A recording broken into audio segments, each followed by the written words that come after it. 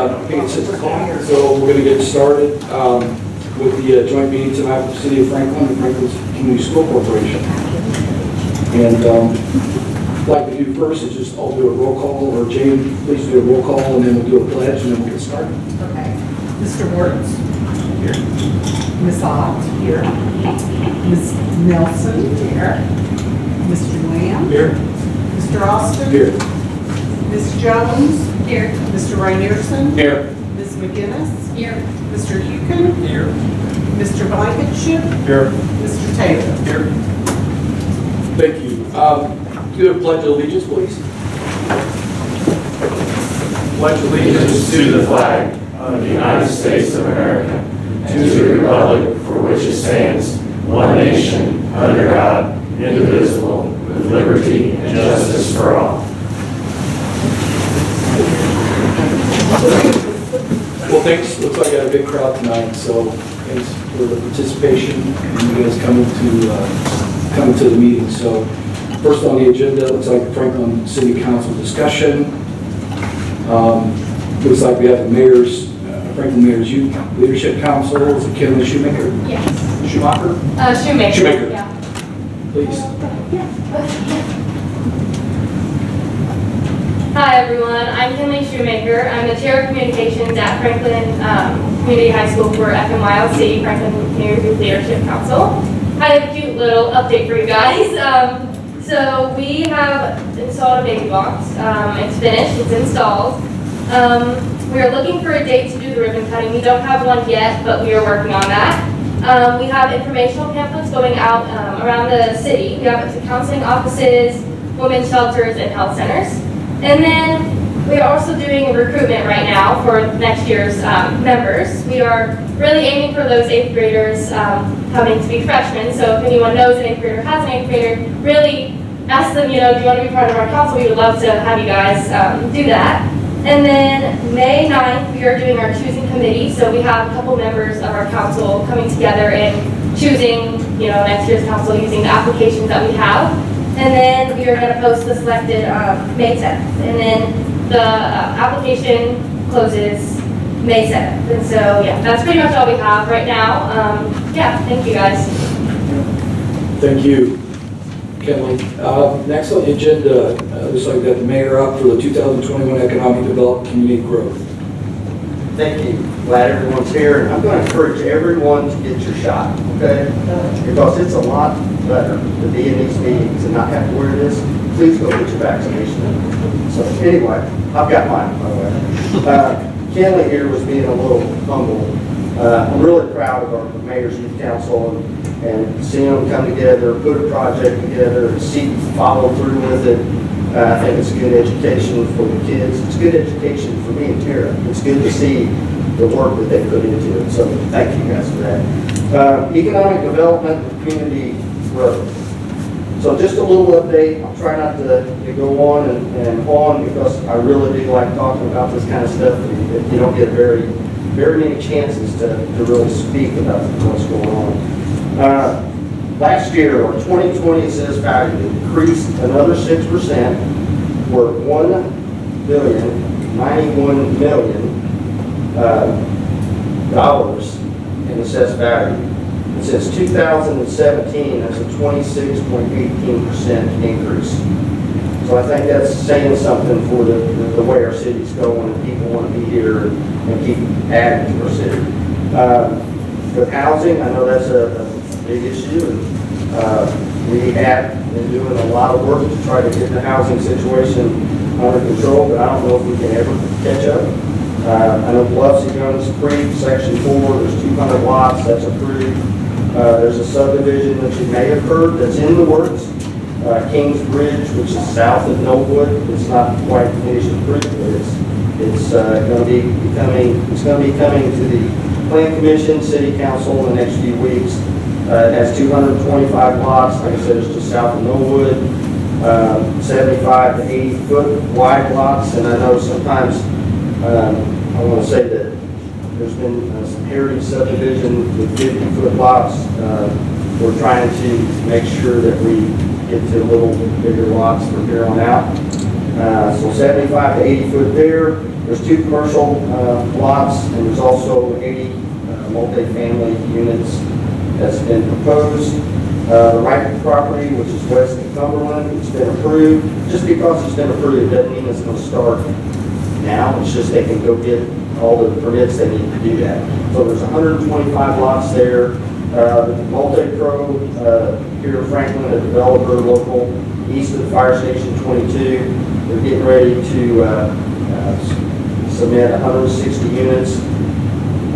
Newport Square, the garment right across the garment factory here, 10,000 square feet of retail and 25 condos. It's right downtown. There's 2 additional subdivisions that we're working on now. We're not at liberty to say, but I know they're doing their due diligence and really want to do this. The 2 together will be 400 more lots. And there's 2 multifamily projects that we're working on, which would be 160 units. So there's a lot of stuff in the works, and it takes a long time to get something accomplished. So let's talk about the commercial that's under construction up on US 31 south of Glenwood. What you see, that is not the subdivision. That is an assisted living complex that's being built. Corner of Graham and Commerce, Shelby Materials. East of the interstate, GDI, 940,000 square foot building. Simon Road and US 31, Bugler Ford. Shell Building 2, which is G&H Orthodontics, is taking the shell building. Should be closing in the next week or so on that. And then there's 460 acres east of the interstate, which is Sunbeam Development Corporation. They're the ones that brought us Energizer. That has already been annexed and ready to go, and they're telling me and the planning department in the next 5 to 10 years, they plan on spending $350 million in that 460 acres. So that's going to be a big development for the city of Franklin. And I just want to talk a little bit about, whenever you hear tax abatements. For example, Energizer. Sunbeam Development Corporation brought Energizer here. If that stayed a vacant lot where Energizer is, in 10 years, the taxes is $15,874. 10 years, even with the tax abatement, they will pay $6.9 million in taxes. After 20 years, as those abatements rolls off, they'll be paying $19,900,000. And in 20 years, if the vacant lot stayed there, it's $31,000. So you can see when people say, why do you want to develop for these kind of buildings? And you hear shell buildings, or they're not always shell buildings. These buildings are being built by developers that can bring manufacturing, logistics, warehouse. They're there, but our taxes are going to be the same no matter what it is. And the wages, some people get misunderstanding on wages. These buildings, $16, $18, $20 an hour, and we have manufacturing jobs that's $13.50, $14.50. So I really like to, every chance I get, to bring that to people's attention that these buildings are more than just a building that's there vacant. Energizer, when it's all built out, it's going to be 400 employees. Also, I want to bring to your attention that I'm not sure that, TIF is if not used right, it can hurt the schools. We realize that. I think that Franklin has done a real good job managing the TIF, which would help the assessed value to help the schools grow. Another thing about the TIF, personal property is not taken by the TIF district. The personal property goes back into the other taxing units. We choose to do that. We could if we wanted to do that, but we don't want to do that. So just for an example, 2018-19, there was $261,000 in personal property taxes collected. 2020-21, there was $610,000. That has went up in just a short period of time, 117%. And as these buildings keep coming on that we're talking about over the next 5 years or so, it's, and it's TIF, okay, so it's going to help the city manage the TIF, but it's also going to get back to our schools with the personal property as these buildings come on, and you're going to see more income for the schools. So I just wanted to point that out, that not every single thing in the TIF area is taken by the TIF district.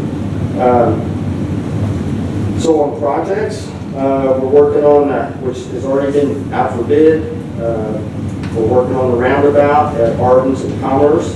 That's $1.3 million. We got $1.4 million worth of paving projects that's going to the city council, I believe, to get approved maybe in a week or so. The bid's rolling up.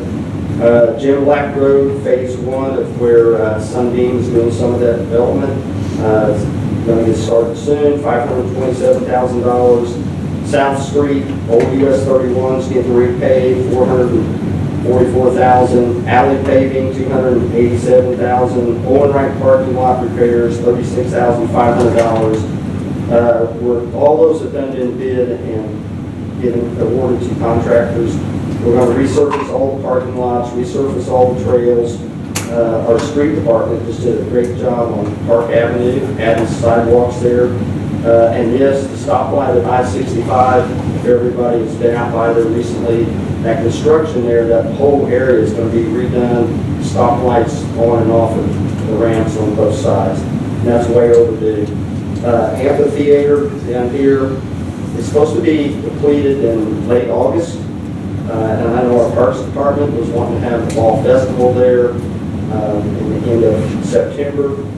Personally, I'm telling them they need to slow down because I'm not sure it's going to be ready when you talk about putting sod on the ground and trying to get it settled in.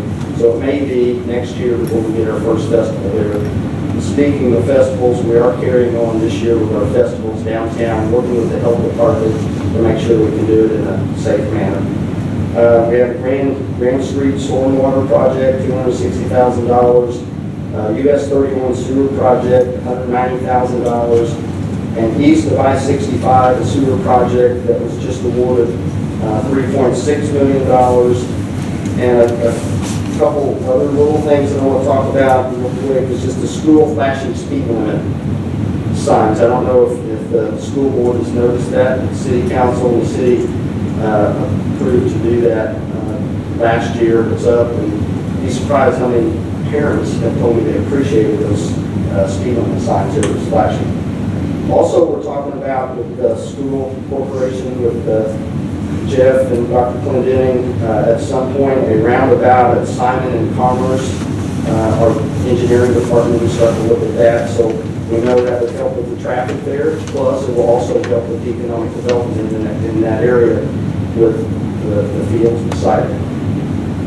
Also, the last thing I got, I just want to give you an update on, this is the last minute thing today, I just want to give you an update on our environmental status. So I was just on a phone call with EPA before we come down here.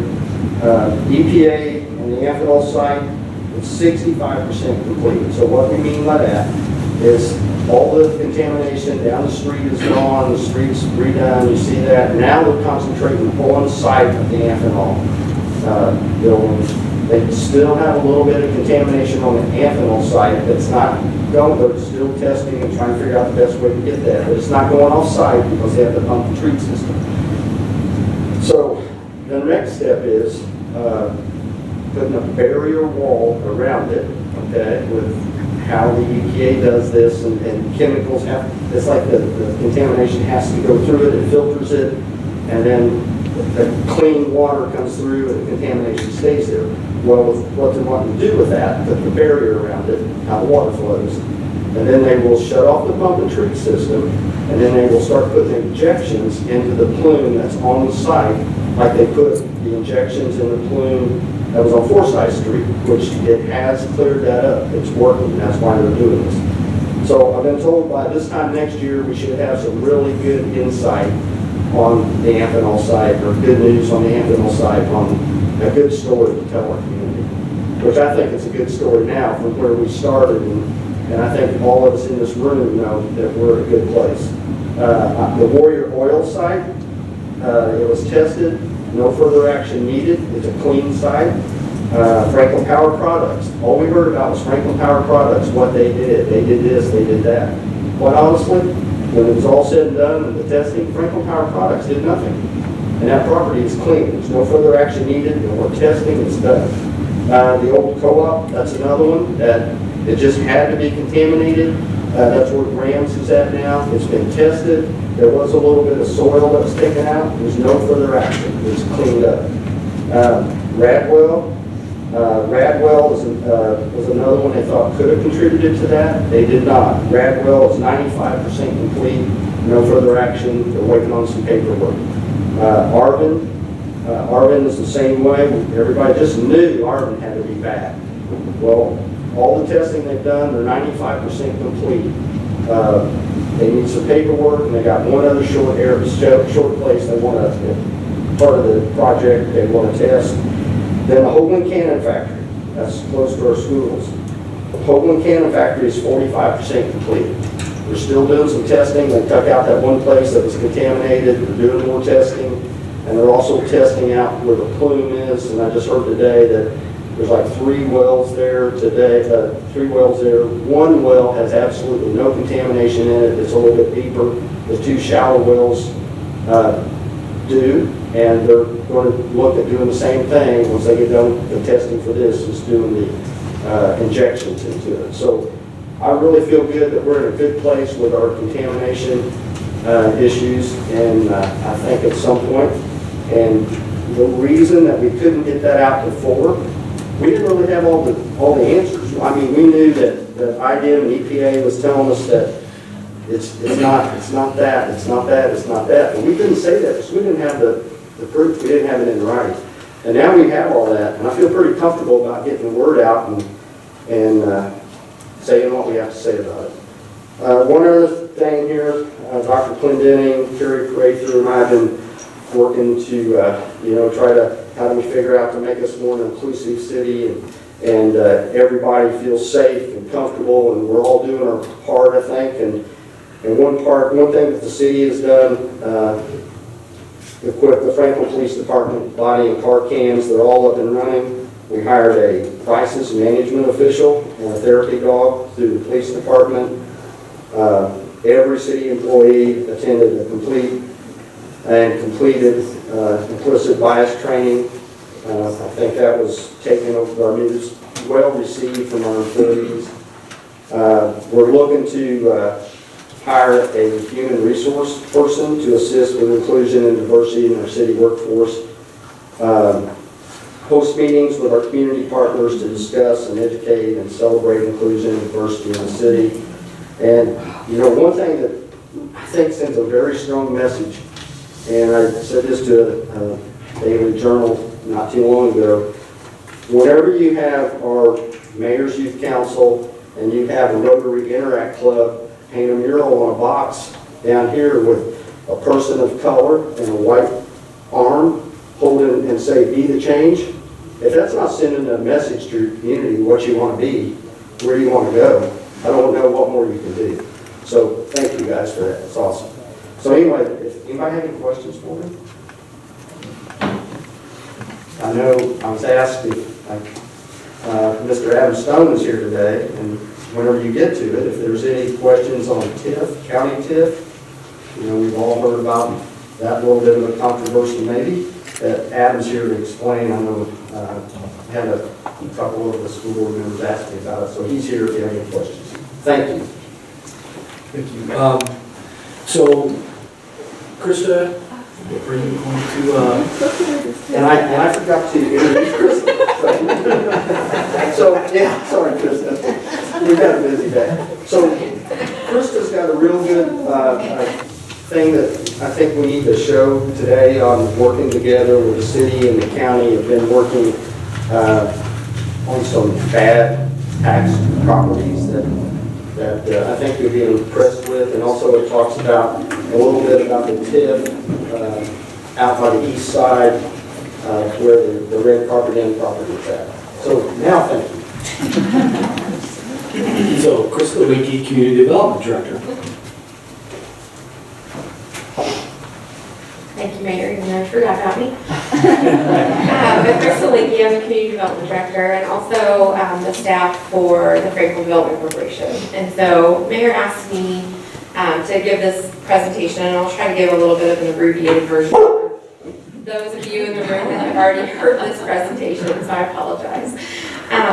But I wanted to go through and just kind of give a summary since there's been quite a bit of progress.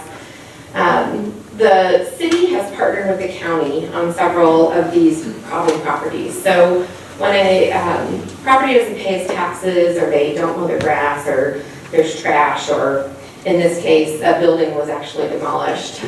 This is the first one when state code changed that we were allowed to go through this process. So all in, there was like over $347,000 worth of taxes and liens on this red carpet property. It was at the Gateway, right at the I-65 entrance in 2012, if you guys remember. It was the #1 source of police and fire runs. There was a meth lab in this location that was found before demolition, asbestos, all kinds of things.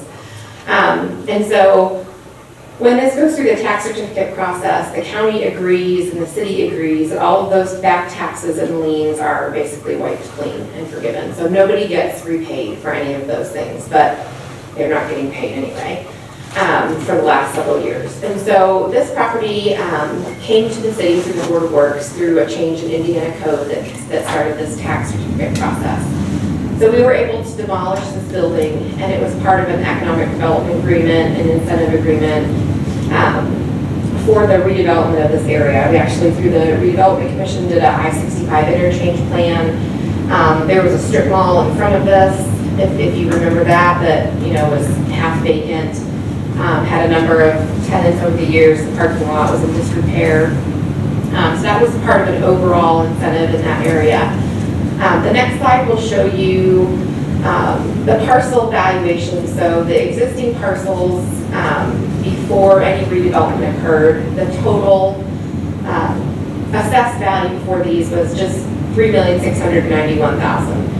And so when this property was redeveloped, and the redevelopment commission through our TIF district put in a new road, so Paris Drive. The next slide shows the new roundabout there for Paris Drive and Granville Drive.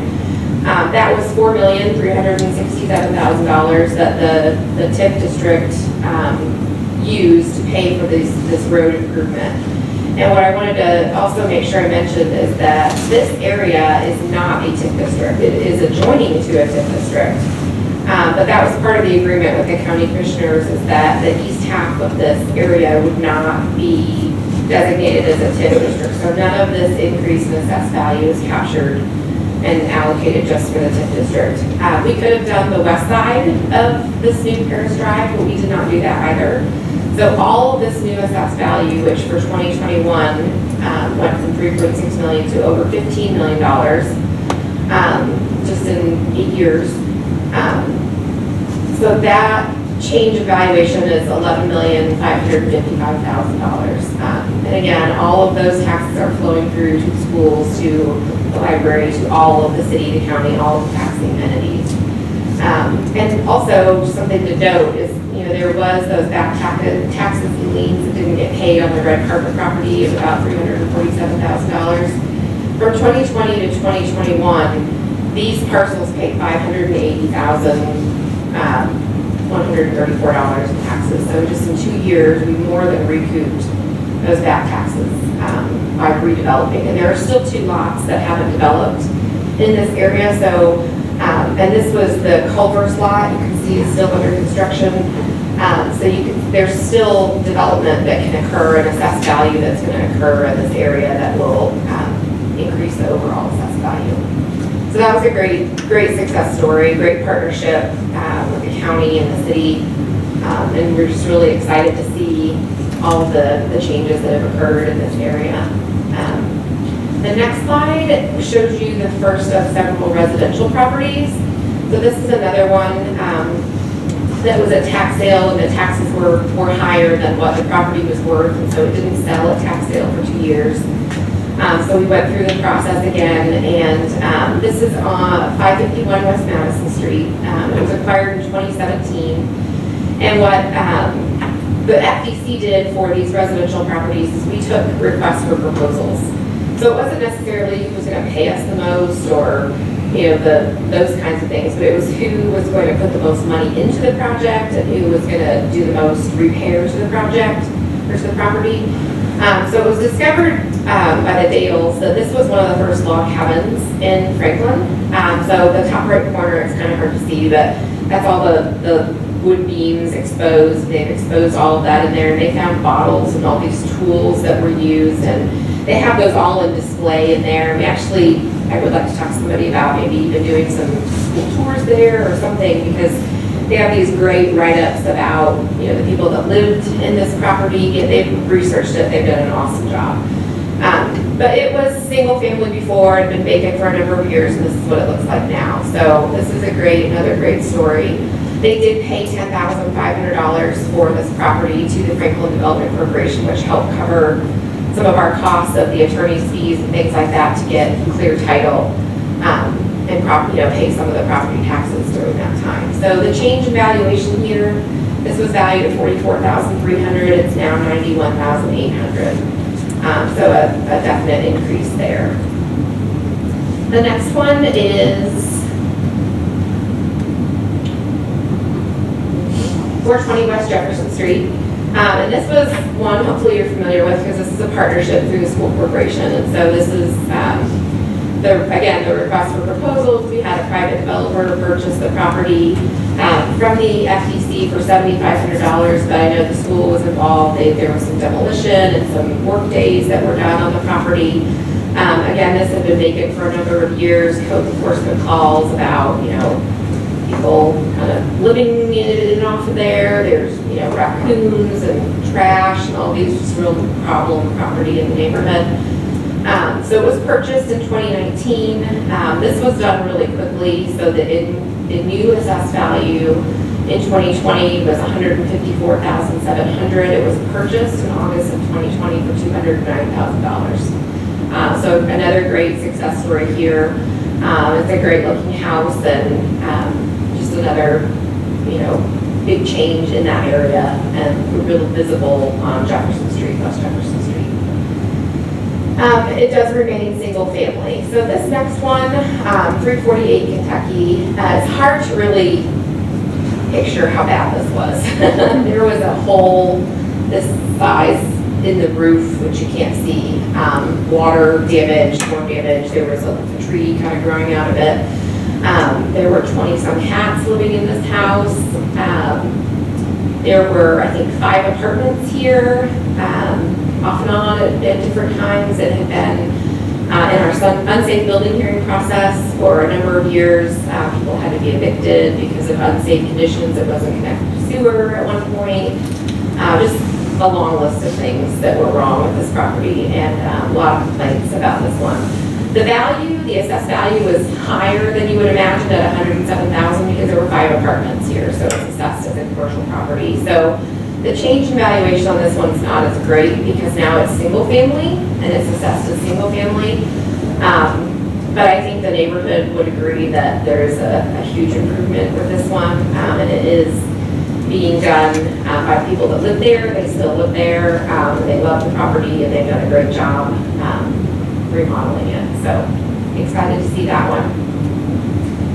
This one is still kind of a work in progress, 544 West Jefferson Street. Again, this one had 4 apartments in the house and 1 in the garage.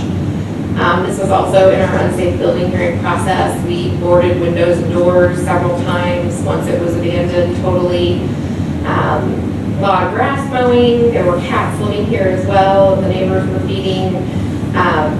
But this again was assessed as multifamily. So it was still low, $28,600. The assessed value of this actually went down because part of the structure has been torn off, the garage has been demolished, those kinds of things. But this was purchased from the FTC by a contractor, Connor Contracting.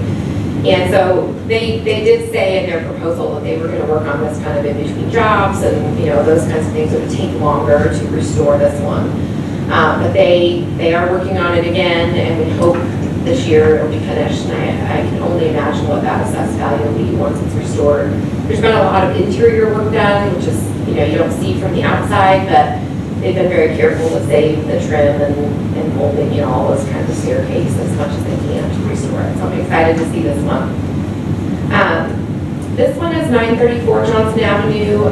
This is a vacant lot, so a little bit different here. So the property before was assessed as a home site, so its assessed value was $11,700. And now, through our process, we gave preference to any adjoining property owners. So this property went to the property owner next door, the homeowner next door, who was mowing the grass anyway and cleaning up the property anyway. So while the assessed value went down, their assessed value of their home has increased, of their home site. So there really isn't a loss in assessed value, it's just a bit of a redistribution, I would say. And they're just really excited to have control of that adjoining property now. Same for this next one at 244 Cincinnati Street. This was purchased by the adjoining property owner, and so now instead of a home site, it's residential excess acreage. But again, the house that it's adjoining, their property values have increased. So that just brings me up to this year, and this is 280 Circle Drive. This has been vacant for 14 years. The assessed value is $71,200. The driveway is completely overgrown. The Franklin Development Corporation, this went to tax sale for several years. This actually, the house sits on 2 parcels, and there's a third parcel that was the driveway. So the third parcel that was the driveway was like $100 and some in taxes every year. So those taxes got paid, but the $30-some thousand in back taxes from the actual house didn't get paid. So nobody's gonna buy this at tax sale because you couldn't get all 3 parcels. So the Franklin Development Corporation approached the property owners, and we actually outright purchased that third parcel for $2,500 from the owners, and then we're able to work, we actually got the deeds in the mail today for the parcels that the house sits on. And so we will do a complete exterior and interior renovation on this property this year, using a lot of volunteer work and things like that. It's just a great partnership, again, between the county and the city and the Franklin Development Corporation. We're working with Franklin Heritage on some volunteer work and some labor. We hope to be able to provide some more affordable housing. I know that there's a huge shortage, and I know it's just one house, but as of today, there's one property in all of Johnson County under $150,000, and so we're looking at hopefully making this about $140,000. And then also just getting this back on the tax rolls and starting to pay taxes again and not having the mow on and those kinds of things. So that will happen this year. And then this is a different project. This is 650 Hurricane Street. And it kind of looks like if you touched it really hard, it might just fall over. It is in really bad shape. There's been some demo work done. The person that owned it previously just kind of lost interest in rehabbing it. We did purchase this property for $17,000, basically to solve this problem in this neighborhood. And we hope to use the proceeds from Circle Drive to put into this property and again, have some kind of more affordable housing availability, and then just eliminate, a nuisance property in this neighborhood. So we're excited about that. Once we get Circle Drive done, then we'll move on and hopefully do both of those 2 projects this year. So I think that's all I have. Does anybody have any questions? What else are you doing? The redevelopment commission, the economic development. I don't know. Krista, thank you. Yeah, thank you. I've got C on here, Mayor, for project update. I assume you did the project update, correct? Okay. So next, number 2 is the Franklin City Council action items, the SRO partnership with the city. Is that you? It is, Mr. President, and it's actually mislabeled because technically it's always approved by our Board of Works. Okay. But I thought this would be a great time to bring it forward because this is our agreement that we have with the school corporation. We're simply renewing it as we have done in the past. Okay. And it's executed by Board of Works, but I was going to take this opportunity to call to you because I certainly can't speak for the school corporation, but I think we've had a tremendous success in cooperation. Mr. Sewell, Dr. Benny, and Mr. Mr. Young, the attorney for the school corporation, and I have renewed it, adjusted some of the provisions. Since Roger isn't here, if there's anything you don't like, I'll arm wrestle make sure. But essentially, it remains as it's currently been in existence. There was a provision previously, and you may recall this, the school corporation was going to apply for funding through the Department of Homeland Security that provides $50,000, which was going to go towards funding some of the SROs. Quite frankly, the school corporation also needed additional school resource officers, so that money, with the consent of the Board of Works with the mayor in the past, is now used to defray some of the avenues of the county sheriff's department for their school resource officer. But the school corporation continues to look for additional grants or monies that may be out there so that they can defray some of our costs. Chief Cochran, if you were here, I would feel confident would be able to say to you, this has value. I hope that the school corporation feels it, but it also has value for us in the sense of having someone there in the school provides a lot of information, provides the ability to do community outreach, provides our ability to get to know the students that they can help us, gives us a face within the school corporation. So it's our intent to have it on the Board of Works agenda next Monday for approval. This is for the 21-22, wow, we're there already, the 21-22 school year. So we will be operating under the existing one until that I hope will be approved, and then the school corporation will, as we will approve that. That's what I think, certainly answer your questions. Any questions? Okay, great. So next on the agenda is Franklin Community Schools discussion, the strategic plan 2020-2030. Dr. Clinton. Thank you very much. It's been a few years since we all gathered together because of the COVID impact of this, but it's a great opportunity for the partnership and collaboration to come together for us. So I want to first just reintroduce everyone. Since we last met, I think Jeff Mercer and Deb were getting ready to set off into the sunset of retirement and do some other things. And we have brought on two outstanding leaders to help. We have our CFO is Tina Gross. She's also continuing to work in partnership on the FDC and some other things. And so all the things that you got to see today, she's a big voice in supporting the school side. And then we have Dr. Warland. Dr. Warland's in charge of curriculum, instruction, school counselors, everything else that we can think of. That's a good thing. Ask me about a superintendent. I pass off to Dr. Warland. And then we have Jeff Sewell. Jeff's been with us for several years now. He is in charge of operations. And then Matt Sprout could not be with us today. He's the director of technology. Matt had a family emergency, and so there's a section in today's program I'm going to take to him in partnership with Rick here in just a few minutes. But we have been talking about the school district and the city partnership for many years. And as you heard from the mayor, we're growing.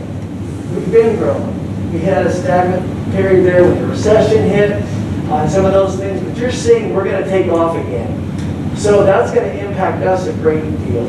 One of the things that's happened is the Creekside continues to grow.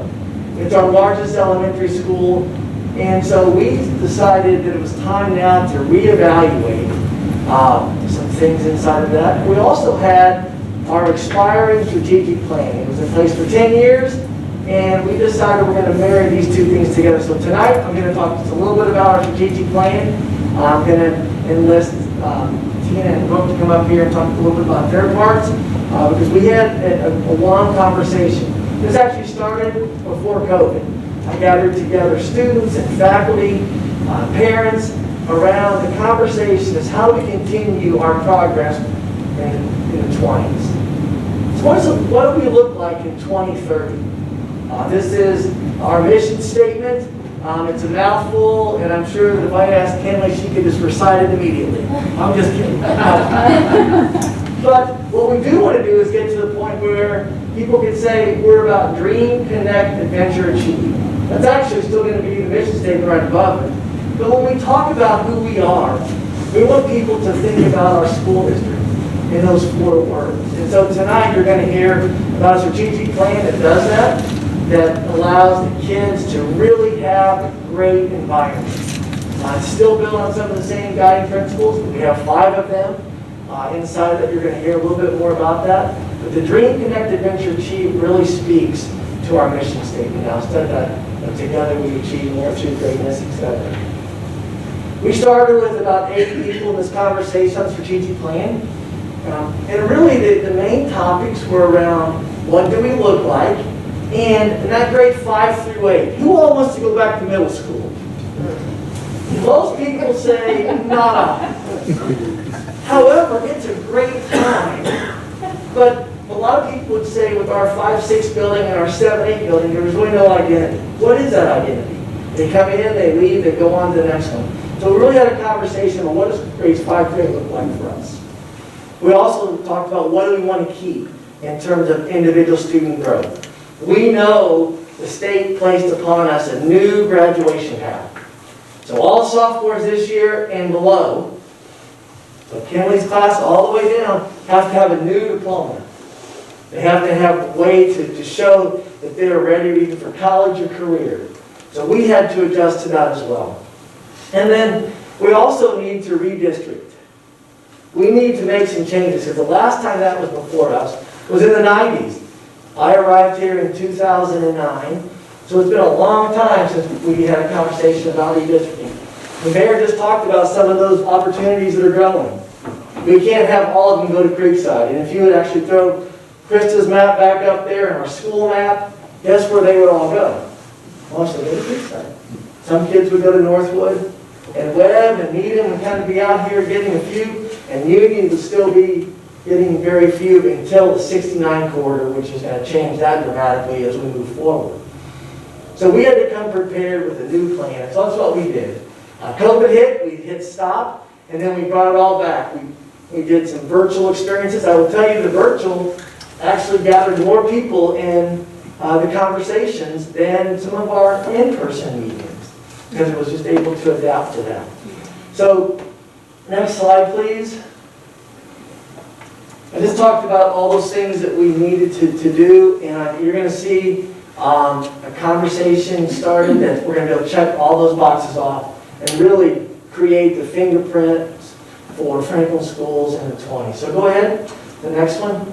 As I said, we had 5 guiding principles. Individual student growth was always our most important. It still reigns supreme for us. But we wanted to also talk about culture or teachers. You know, last time we talked about we need to hire and retain awesome people. Tonight you're going to help us. We're going to actually hire our new basketball coach. The board's going to vote. He's here, and we're going to talk to him in a second. We're also going to hire a food service director. But we also need to recruit and retain. The mayor mentioned our diversity, opportunity, and conversation. You know what? Our kids need to continue to have great people in their lives.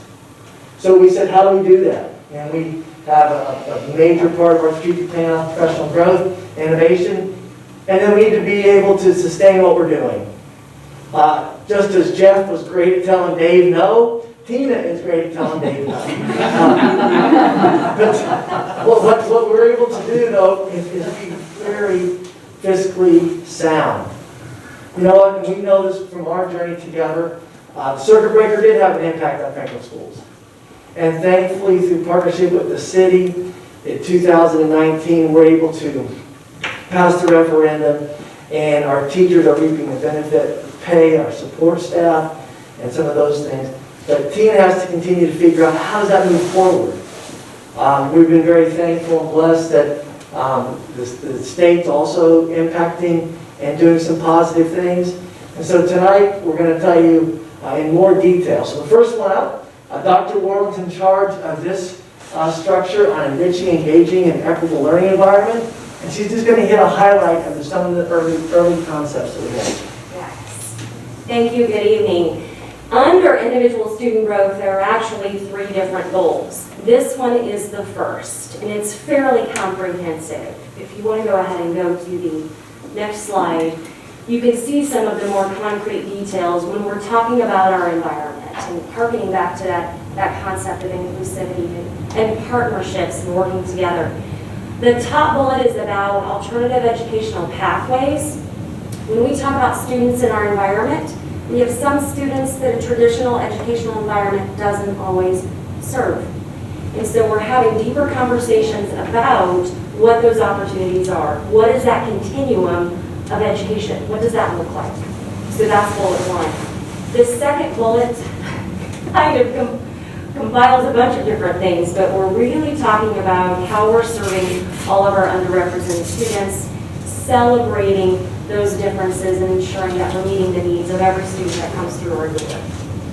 Global understanding and awareness. If you remember back before COVID, we were talking about Coogee and partnerships around that opportunity for students. And so making sure those conversations, those partnerships do not die. And so through the course of this 10-year plan, you will start seeing bits and pieces of that particular component. Dr. Quindenning mentioned this 5 through 8 experience, looking at how we team our teachers, how we build relationships between adults and students, and how we provide more opportunities for students outside of the classroom setting. That was one of the key things we heard from parents, especially with regards to that CBIS experience, that 5-6. Are there more opportunities for students to get engaged outside of the classroom? And Dr. Quindenning already mentioned redistricting. You will start, if you haven't already heard, there are ongoing conversations. So the next goal under this particular main objective of individual student growth is college and career readiness.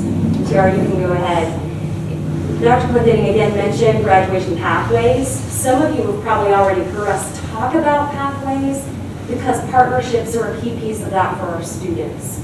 We're already piloting senior projects. As we engage with more and more students in that experience, more and more of you will hopefully be involved. So you will be seeing our faces as we talk about opportunities for students. STEM is one of our key pathways, so that's why that's that first bullet there, K through 12 in STEM education. And finally, social emotional health is the third goal under this section of the plan. As many of you probably know, safety, mental health were part of our referendum conversations. We continue to look at the effectiveness of what we're doing and evaluate the needs of students and frankly staff in our schools, refining those experiences, refining our curriculum through our counseling program, and really again, we mentioned Connect, looking at how we build relationships with students, with each other, and then with adults and outside the building as well, employers and schools and higher ed, post-secondary. So those are the three pieces of that first component. On employee engagement, we want to make sure that we do focus on retaining and bringing people to us. We want to make sure that our kids have great teachers. You know, at the end of the line, when we hire somebody, they get to talk to me. And we talk a lot about, you know, why they want to be here and making that happen. So we're continuing to look at how do we do that. One thing is to look at a diverse pool. We don't want all students to come from IU. You know, we don't want all the kids to come from Purdue or wherever. We'd also like to continue to show kids people of different walks that have experiences that interest them. So we are doing that. The mayor talked about the diversity. One of the things that we're doing on May the 10th, we've hired consultants to work with us all school year on inclusion, diversity, and equity. We're starting our focus group conversation. And many of you will be a part of the community side of the focus group conversation. She's going to meet, Dr. Aziz is going to meet with our board on the 10th. We're also going to talk to students as the very first focus group about what do they see inside the school in terms of inclusion and diversity, and looking at growth for the teachers. We want to make sure that we have competitive wages. You know, one of the things that we have always prided ourselves on since I've been here and with Mr. Mercer and now with Ms. Gross is the systemic thinking structure and making sure that we have great decisions being made through a very thoughtful process. And benefits and wages come into play. Thank you to the community. We are competitive in that. We're in the middle of our peer group. We're going to continue to evaluate that. We just reevaluated that peer group, and we now have a new peer group based on some of the economic changes that you've heard about. Next. Okay. And then one of the things that we've talked about is the 10X grant, right? You guys have heard about 10X. We've had kids. Actually, the blue house that Krista talked about was a 10X grant. It was a student 10X grant. Student wrote and wanted to write the blueprints and find out about the history of the house. Well, COVID came and we had to hit pause on 10X. However, we want to now take this time to reinvent 10X. What does it look like? You know, for teachers, it is about providing them new knowledge and structure inside their classroom to impact kids. But is it more than that? We want to continue to provide 10X for kids. We thought it was a great opportunity right before COVID. One of the things that the Franklin Education Connection has created, we have a fund now that actually is going to promote that travel piece for kids. They're going to have a chance to write grants for kids to go to either Coogee. IU has an IU's Honors Travel Program that takes place in the summer. So we see that value. And so 10X is going to be how we're going to do that. And we're looking to bring that back for all three persons of faculty, staff, and students. Next slide, please. And then we want to make sure that we continue to look at employee innovation. And let's see what's first for that.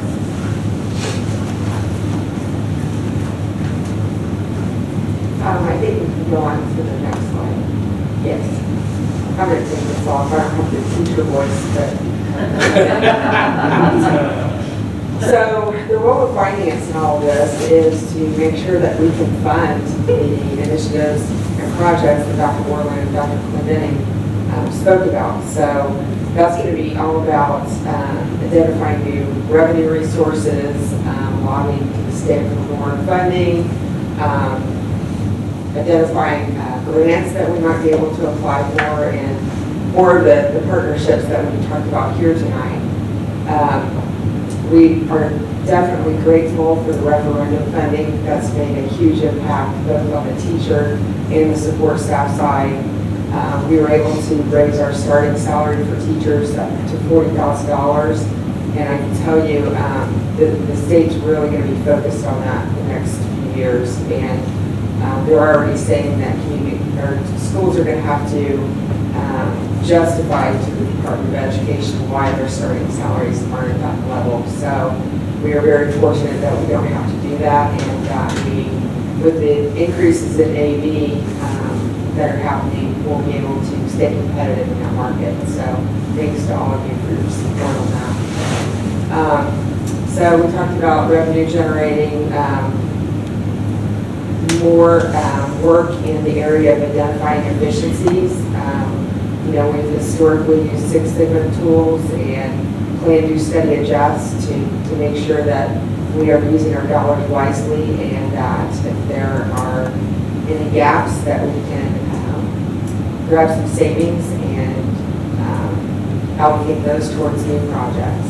So we'll continue to do that. We do have some work to do in our buildings. We have a feasibility study done, and we've identified some priority areas that we need to focus on in every building across the district. So we're going to be looking to earmark some dollars over the next few years to address some of those projects. Next slide. That's all I have. Yep. So one of the things that in the last time people would say to me is, how are you tracking your success in managing the individual student growth, collaboration, communication? So this time we're actually creating a dashboard that will be on our website. So all those things for people to see, to say how we're doing. If you go to the next slide, you'll see an example of the dashboard that we're going to have up, and it will talk about all those main topics that we just highlighted. And we want people to hold us accountable. We want to make sure that we're doing what we say we're going to do over the 20 to 2030. It matters to us, but most importantly, it matters to the kids. The kids need great. And if we do all these things, I'm pretty confident our kids are going to get an awesome education like they did the last 10 years and even before that. Next slide, please. So this is the last bit that we're going to show you on our grants and different things. We're going to see these little dots come alive. And so this will be on our website. You'll click on one of them and it will highlight what we're doing. This is a transformational map, another Six Sigma tool that we are using. We want people to understand how important this plan is for us in order to sustain the vision that we have of dream, connect, adventure, and achieve. Any questions? Dr. Clinton, I know part of your mission statement and such is partnering with the corporate teams here in Franklin. And as we grow, continue to grow, whether it's the Japanese sector within SKA and Essex Furukawa and others, obviously hope you guys are connecting with them and hoping to get funding and things of that nature for travel, for grants, for whatever. I assume you guys are doing that. I know you guys are. But as we grow, I think it's an important part of that. It really is an important part. We did secure funding for the Goody trip to that conversation, and we'll continue to do that. We're also looking for some other opportunities. Right before COVID hit, actually Dr. Karlstrand had a group of students from Italy that were due to come and spend a week with us. So we're like to continue to see our kids be exposed to that. But we're going to ask for the businesses and partnerships. One of the things that's important is for the kids, once they leave us, it's also maybe think about coming back here, right? I have 4 boys. I sure hope that sometime they come and live close. Right now, Seattle's not very close, and Colorado, but they are looking at those things. We want to highlight the partnership opportunities that we have to save those kids. You can live here and still have a global perspective. Yeah, so I thank you for bringing that. All right, no other questions. I'm going to shift to another partnership that we've had for the past 4 years, and that's with the IT partnership between the city and the school. When Steve and I were having one of our monthly meetings several years ago, we talked about how can we help each other. You guys were growing in your IT needs, but didn't have the ability to really go out and fund a separate IT person. Rick was doing about 6 hats at once, and trying to help. And then Matt was doing the same thing for us. So we said, what if we come together? Let's help collaborate on what we're doing. And so we've had some success in that. And tonight, if Matt were here, I know he would thank the city for allowing us to see underneath the hood and make some decisions. One of the early projects that we did together was the fiber project, where we created fiber opportunities between the city and the school to get us both a better economic bang for our buck. And that continues. So go ahead. These were the goals that we had back when we started for our school district. And you'll notice that third was collaboration with the city, Franklin. We have the SRO program, outstanding. We have the IT partnership. We continue to partnership with FTC and different things. And this IT partnership was one to help us. Next slide, please. So benefits to the city from where Matt was sitting, was continuing to provide training opportunities. That's one of the things that it just takes dollars. I know Rick would pick Matt and his brain. They would talk a lot. And I know Rick, if you want to talk to this as well, I went to him right before this. Matt called me about 10 minutes ago before the meeting started, said he's not going to make it because of the emergency. So I said, Rick, guess what? You and I need to do this presentation. So Rick, he's seen the slides, and he'll be able to jump in and talk about this. But the side that the city benefits on these 4 bullets. Go ahead. Thank you, everyone. I did got to attend a meeting with the mayor and Dr. Clendenning right prior to the time that this agreement needed to be renewed. So we had lunch and we went through these slides, and so I did have an opportunity. Matt gets all the credit. He and I talked ahead of time. He prepared the PowerPoint. But first of all, I couldn't say that I'm couldn't be more pleased with how this has worked out. The first 3 years went really fast. Couldn't believe it when it came time, and we had to have lunch and talk about this renewal, which the school board and Board of Public Works and Safety just recently did. But the 4 points here, more responsive and thorough. Prior, we had agreements with IT companies out in Indianapolis, sometimes getting them to the city in a timely manner wasn't a problem for us. The training opportunities for myself, Matt has assembled a great team. I work very closely with them, and I learn a lot from them. So additional training opportunities were brought to the table as well. Dr. Clendenning already touched on the better pricing. We buying power, really, when we go out together, you get us both. You're looking to do business with the school corporation and the city of Franklin. So we partner every opportunity that we can. And then, the bottom line in doing so benefits the taxpayer. Your taxpayers are our taxpayers. And if we can, save a little money on both ends, then our taxpayers are benefiting twice. So as we look at how it benefits the school and this, number one, we have that board goal of collaboration, and I think that's a big check for us. We do have better pricing when we go talk to MetroNet and then other vendors, CDW, to say we can pull it together. I will tell you that Matt's talked to a lot of IT directors throughout the state of Indiana, and they're very impressed and amazed that the city and the school can actually come together and make these things work. They ask, how does this work for you guys here? And that then explains what we do. Matt and his team of Dustin and Doug and then Maria, who's back here videotaping tonight, they are on your call and beckon when something happens. And through this gift that we have in collaboration, we benefit the entire community. Next slide, please. So here's where the real geek in me could come out.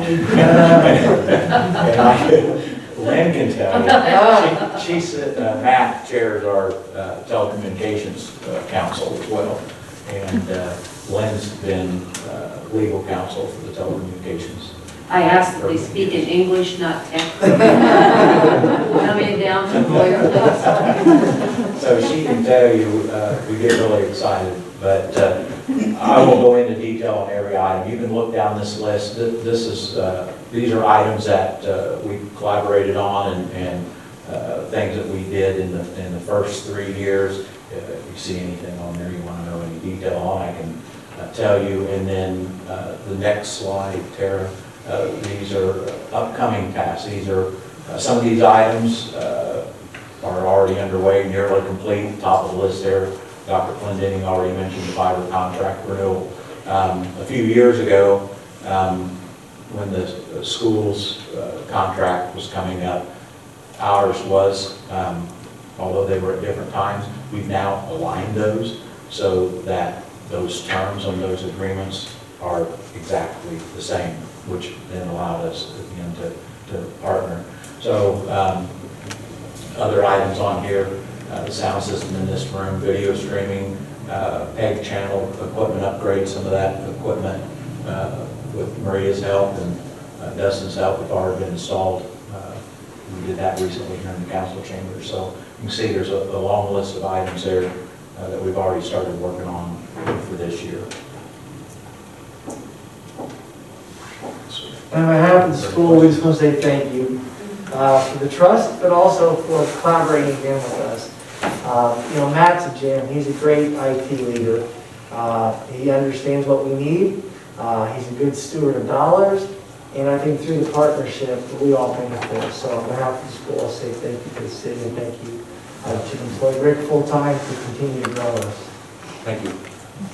Dr. Clendenning, I got just a couple things to add. I know that with our body cam situation through the police department, I was curious if you guys have looked into the active shooter part of that, which is, I think, if I'm not mistaken, from what I understand, There's a piece that plugs into the 120 outlet that identifies a subsonic gun round going off.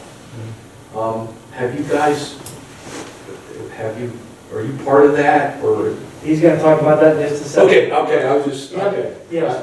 With the IT side, I thought it may be appropriate to Yeah, ask. yeah, And that was then- a good question. And then the next one I had is that I assume that you've got some really good IT seniors and juniors that I assume that you are training and helping and having those guys set up PCs or, do and help, because IT is such a huge, important job and they're the future of a lot of students. We were definitely, if you remember when we first started, we had the kids doing the help desk for Chromebooks. That has continued. But in addition, our engineering side of STEM education has really grown.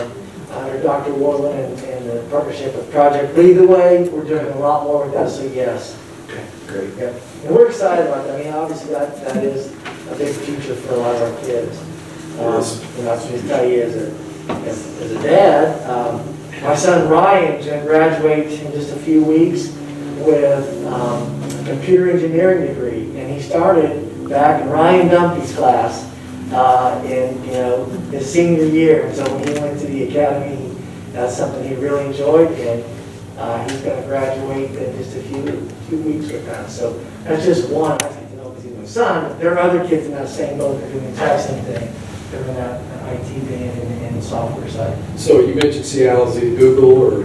Ethan works for a small startup called Microsoft. So, Great. But, so COVID's impacted them. He actually was just notified they can live anywhere they want in the world, anywhere they want now. So, you never know, maybe he'll come back to Franklin.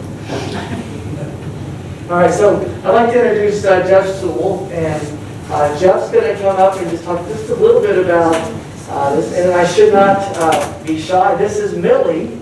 Millie is our therapy dog that spends most of her day at Webb Elementary and helps kids. And then Hero spends most of the time at Northwood. So, you going to stay here, Millie? Sure, I think she'll be right back.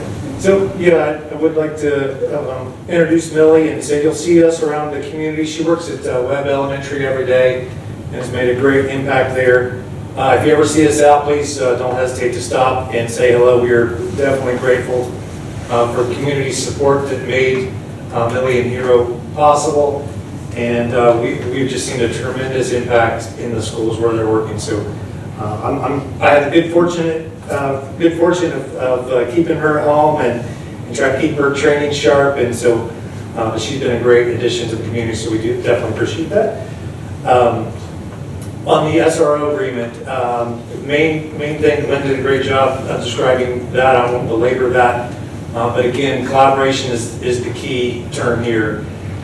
It is so important that we have not only that good security presence in our schools that allows the rest of the police department to not be responding to calls to the school as frequently, but also just being that presence and that just developing those relationships that help kids to understand that our law enforcement officers are in our communities to protect and serve. And so it's a great partnership, and we greatly appreciate it.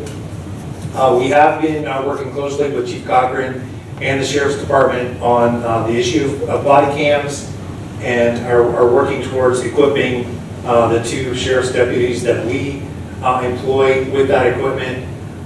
We have been in conversations about the gunshot detection system that is part of the police system, and we'll have to continue that dialogue and see how fund that or how that may fit into our security strategy. I just didn't know, Dr. Sewell, how, if you had yet or not, or. Yeah, we have not really, they're like in first phase of that, as you know. Yes, sir. So we'll, that'll be coming down the road as certainly something they've been in conversation with us about. So, yeah, thank you. As Jeff mentioned, Billy, one of the things that we're actually doing, we just put a deposit down on our 3rd dog. That dog actually go to CDIS next, and then Creekside as we do in the fourth with the federal COVID dollars. We put that in ESSER, we call it ESSER 3, and that's where that's going to come from in terms of that. But I'll tell you, the dogs are amazing. They've helped many kids, but I'll tell you, they've also helped many adults through this COVID. We're actually keeping some hard data that we're sharing with the board on how the dogs impact us, so it's pretty amazing. I'm sure Sean probably heard a few stories about Millie from his wife as well. I'm going to shift gears, if I may, to the action items. And I'm pleased to bring both of these candidates to our board. First up is Elizabeth Edwards. Elizabeth is coming to us from the Archdiocese of Indianapolis. Jill Overton's been with us for about 15, 16 years. She's decided to retire. I can't believe she wants to retire after this fun year. But, she is going to retire. And I'm asking the board to accept the recommendation of Elizabeth Edwards as our food service director. Is there any questions for Dr. Clendening on that? Do I have a motion? Thank you, Brian. And there's a second. I'll second. Thank you, Christy. Brian, how do you vote? Yes. Christy? Yes. Becky? Yes. I vote yes, that motion passes. Thank you. Thank you. And she will begin next week as we do a partnership and training together to Jill and Shelley to say goodbye. Tonight, I'm also going to ask Mr. Doty to come forward. We have the opportunity to hire a new basketball coach. Our new basketball coach is a familiar face in the community. And he was a candidate that was quickly identified in the search by Mr. Doty and Mr. Ahaus. And so I'm going to turn it over to Bill to introduce the candidate that we nailed down and selected to recommend to the board. Thank you, Dr. Clendening. As I sit in this back row by our new head basketball coach, soon to be, as soon as the board ratifies that, it hit me that this is the most appropriate meeting for him to be announced. This is Franklin, and he's from Franklin. He's a Franklin kid, young man. Grew up in, not a kid anymore. He grew up in Franklin. He bleeds blue. He cares about the kids of Franklin. That's what rang true to me and through to me when I first started talking about him taking this role on. He mentors kids, but the vehicle he does that through is being a basketball coach. And I think our families and our kids are going to be well served through his mentorship. He's a winner. He's won at all levels as a player. He's won as a coach too, and so it's my privilege to seek the approval of Adrian Moss as our next boys basketball coach. Any questions for Mr. Doty? Mr. Moss, Ryan Wagner was not able to attend this evening, but he wanted to let you know that he is very excited with you joining the family. So welcome aboard. With that, Thank you. do I have a motion for this action? Thank you, Christy. Do I have a second? I'll second. Thank you, Becky. Brian, how do you vote? Yes. Christy? Yes. Becky? Yes. And I vote yes. Welcome, Mr. Moss. Thank you.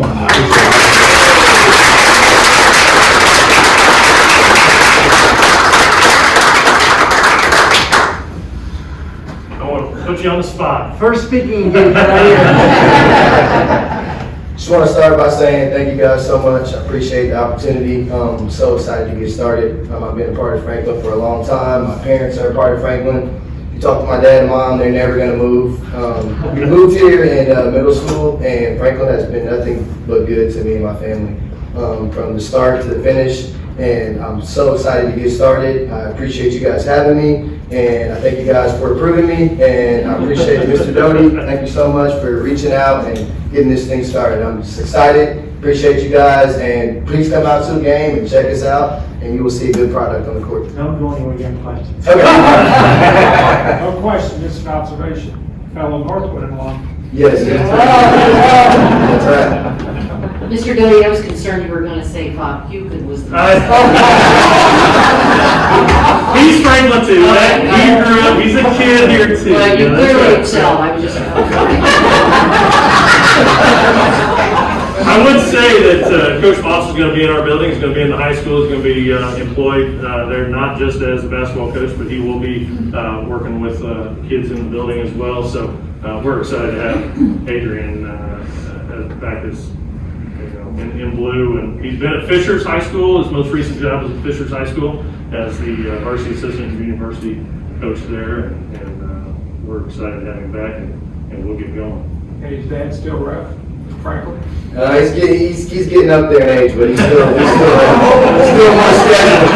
more scheduling now. Thank you. Welcome aboard. Thank you. No, thank you. So in a few weeks, Adrian will also be out into the community and meet everybody, and then we'll have summer camps coming up, and then next season we get started. So it's an exciting time for Franklin basketball. I want to thank the board for accepting the recommendation and the hire. We're all excited to have Adrian Moss be our coach. All right, with that, that concludes the school portion. This joint city council meeting, but I do want to just say thank you again to the city council members. Giving us another night that you're family and way to allow us to talk about a collaboration. I love our board. They are one of the best in Indiana, Dr. Does. They have a heart of kid at the forefront of all their decisions, and that's what makes it different. So with that, I'll send it back to Mayor, do you have anything to add? Thank you, Dr. Clinton. I just want to say thank you to the school board and our city council. The collaboration that's shown here tonight with, like our programs that we share together, the IT and school resource officers, that's huge. There's nobody else in the state of Indiana that does this. Come together, get to see the coach being hired tonight here in the Franklin room. So it's awesome. Thank you guys for that. Thank you. Sir, do you have any other comments? Or? Just to add to the thanks and the partnership, one thing that Dr. Clinton and Benny and crew did mention, that partnership benefits our students. Right? So the IT work that we brought in, those extra capabilities, when 10X was happening, and we saw teachers come back and giving us a report of their 10X, they were showing us where they were in the classroom with the kids. We had a teacher down in Costa Rica, and she was in Google Class, right, live with her students. It's that partnership that brings us that extra capability that we can put right back to the students. So thank you for that. I personally want to thank Ms. Sanat too. I serve with her on the Franklin Development Corporation, and she's always there, always attended, working with us, and I appreciate her. I'll call the meeting to adjourn. Thanks. Can we do public comment? Oh, that's right. Please. I apologize. I traveled all the way down. I apologize. And I wrote down what I wanted to say, so I didn't forget anything. Good evening. My name is Barb Jankowski. I have had my shots, both of them, so I feel safe. Full disclosure, I live in Indy, but my daughter, son-in-law, and my two granddaughters live in Franklin. My eldest granddaughter is leaving Webb this year and going to CBIS, and my youngest is starting pre-K at Northwood. Before I begin, I want to read you something. Backstory: each year I prepare little holiday goodie bags for 2 to 3 classrooms at Webb. Nothing elaborate, candy, pencils, erasers, some small toys. One year the 2nd grade teacher had the students write me a note. This is what she wrote.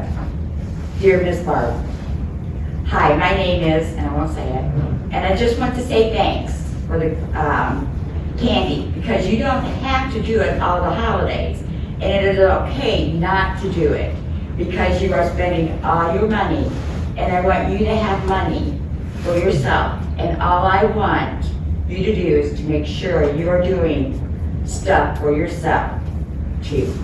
Thanks for the candy. And I keep that letter